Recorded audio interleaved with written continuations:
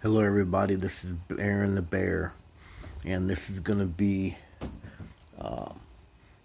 part of my Hive Defense series of guide videos. This one's about your alliance buildings, understanding the defense, the mechanics of alliance buildings, and how it's important to have your bases in the influence of alliance buildings.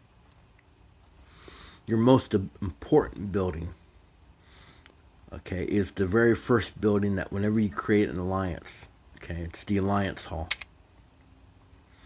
Okay. Now you can reinforce this, you can send troops into this. Now, there's two buildings that you have this one and you have the alliance fort. Alright. Now you can send reinforcements in this base. The only difference between the alliance fort and the alliance hall is the alliance hall can get attacked. Okay? So if you're trying to protect troops, sending it to the alliance hall is not as good as sending it into the alliance fort. Because in order for the alliance fort shield to drop, the alliance hall has to be destroyed. Okay? Once the alliance hall is destroyed, then the shield drops and people can attack the alliance fort. But it can take a long time. We look at the durability. Okay, 3600 durability, alright? That's the alliance hall. Let's look at the alliance fort. 1000 durability. What that means is an enemy will have to destroy your alliance hall, 3600 durability, before they can even start attacking your alliance fort. That's a really good way of keeping your best troops safe, is put them into the alliance fort. Alliance flag, let's check that out. You can send a march to your alliance flags. They're 1200 durability. Okay, but they can be attacked, so your safest bet, if you're looking to protect your troops, is putting them into the alliance fort. Only way they can get attacked is if your alliance hall falls. Right. Now, as far as keeping your bases in your hive, when I click this, you see that green square that's going to the outside edges? What that means is any alliance member that's inside this square has all the alliance technology, all the defense and attack boost that the alliance has researched. You have all that. Okay.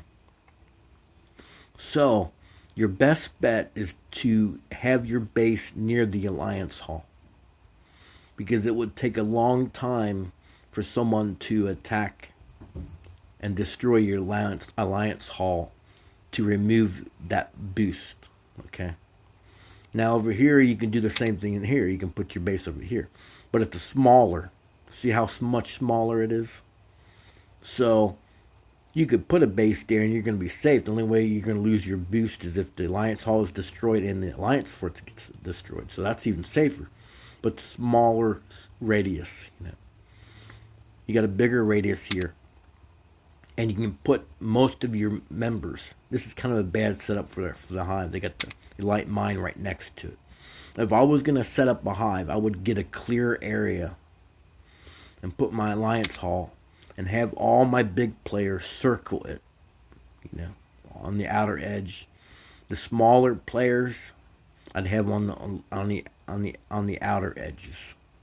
That way, for an enemy to hit an unshielded big player, it'll take them a long time. You want to protect your big players in the alliance. Your big players is what's keeping you safe, from other alliances. They look at your power. They're not looking at the power of your level 13 members. They're looking at the power of your level 20s, your 19s, your 22s. That's what they're concerned about. So you want to protect your big players by putting them in close on the inside of the hive. So that's my guide for explaining alliance buildings. There's more other buildings, but as far as defense-wise, this is what you need to be concerned about. If you're wanting to find a location in your hive that's the safest location that you can get time defense, other players, the best hive setup, in my opinion, is everyone being around that alliance hall. Because if you can make it to where all your alliance members are around that alliance hall, don't leave no gaps. Okay, you don't want an enemy to be able to pour into your alliance hall area. Even if they do try to hit your alliance hall, they're going to have to port right outside your land and then attack. And that's going to give you all your alliance members time to reinforce your alliance hall. So that's the best defensive setup for your bases in your alliance hall. Thanks for watching. This is Baron, and I'll talk to you guys later.